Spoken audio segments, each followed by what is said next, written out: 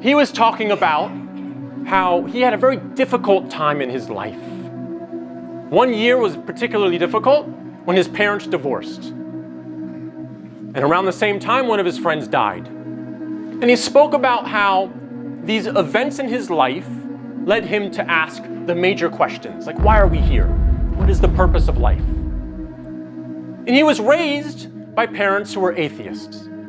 But he himself had that inclination to do some research and find out, is there a God? What is there? What's out there? What does this all mean? What is the purpose? Why am I going through struggles? And so he went on a quest. He did his searching. He searched Christianity. He researched Hinduism, Buddhism, Mormonism. He researched all the different faiths. And then he came to Islam. And so one day, to make a long story short, he found himself walking into a masjid. And he met a group of Muslims. And then he presented all his questions. What do you guys believe about this? What do you guys believe about that? And every single time, the brothers there, they pulled out a Quran and they said, oh, here, go to this page, read this verse. And that struck him. He realized that the Quran was a message of guidance, was a book of guidance. That every time he asked his questions, he found the answers in the Quran. So over a few months, he kept on going back to the masjid, being with the brothers, praying with them, hadn't become Muslim yet, but was thinking about it, it was in the back of his mind. And one day he said, you know, I want to bring the Quran home. Can I borrow it? I want to go home and I want to read it. They said, sure, of course, absolutely. So he did that. Took the Quran, went home, did his reading.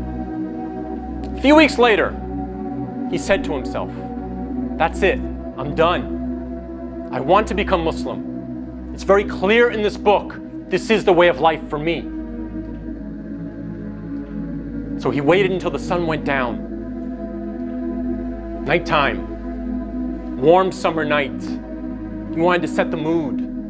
So he opened the window. He lit a candle, he dimmed the lights. He was reading the Quran. And then he closed the Quran, put it on the shelf. He said, Allah, or God, this is it.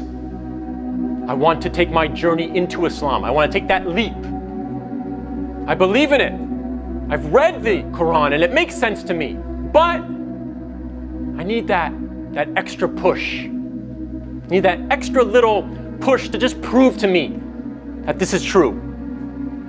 So what did he do? He said, please, just show me a sign that Islam is indeed the truth. And he waited. And he said, I just want nothing big. Nothing big at all. Just maybe a bolt of lightning or something. And he waited. Absolutely nothing. Not even a sound coming from outside. Not even the backfire of a car. So he said, okay, I'll give you another chance. God, this is another chance for you to prove to me that Islam is the truth. And so he waited again.